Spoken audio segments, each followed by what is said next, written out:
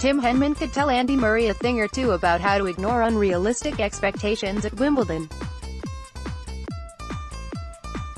Year after year around the turn of the millennium he shouldered the burden of attempting to keep the title on these isles, excelling sufficiently to reach the semi-finals 4 times but finding himself lampooned for not quite having the game to get over the line.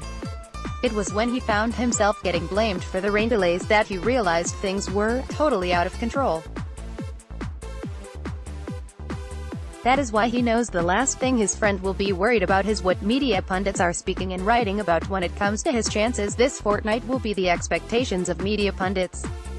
The Scot told reporters at the All England Club yesterday that it was very likely that he would take his place in the first round draw for this year's championships against Benoit Paire of France and having played just 3 matches in the last 11 months. With expectations for the Scots' performance generally be pitched at a far more modest level than last year when he turned up at SW19 as the #1 player in the world, Henman himself reckons it isn't realistic for him to be considered this morning as a contender to complete a hat-trick of Wimbledon victories. Speaking on a whistle-stop tour of Scotland to participate in the Brody's Tennis Invitational at Glen Eagles, the Englishman feels the only assessment of his progress that Murray will care about is his own. Only he knows what he's had to deal with, said Henman. And you never worry about expectations from outside.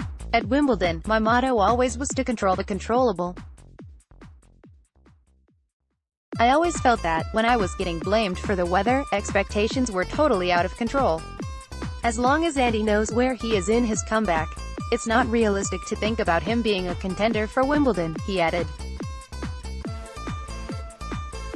But it's about taking another step so that, months down the line, he can be properly competitive in the slams again.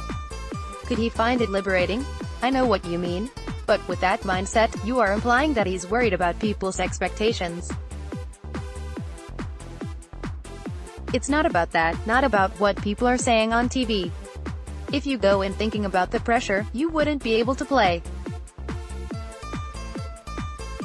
You see the guys who have the right mentality, they focus on how they want to play, their strategy, and play each point. Andy's mentality has been key to him going far at Wimbledon. That and the fact that he's a great player. Now, if he were to play Wimbledon, he will go out to play the right way. But he won't worry about the other stuff because he can't control it. Henman concurs with a general assessment that Roger Federer and Rafa Nadal are the 2 favorites for the title, just as they were a decade ago when they played out a breathless, rain-delayed final. Up in the BBC booth, it was the first final which Henman ever commentated on. We were talking the other day about the 2008 final. He's probably, 5 years younger than me. The first final I commentated on at Wimbledon was 2008. And it's probably the best match I've ever seen.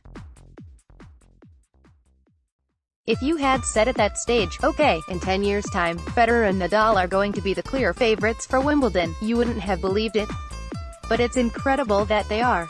I think a lot of people would sign on for another final like that.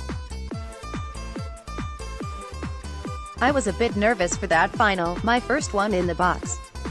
But it was good fun. I do still enjoy the commentary.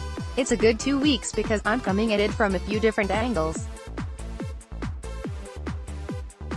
The BBC work is one of them, but I'm more involved on the tournament side, so it's busy. I still get that buzz. It's a magical place. I think Federer and Nadal are the 2 clear favorites. Who else is there? Novak Djokovic is playing better, he's healthy, and he's won before. But can anyone else really make an impact? Grigor Dimitrov has made semis, Milos Raonic has been in the final.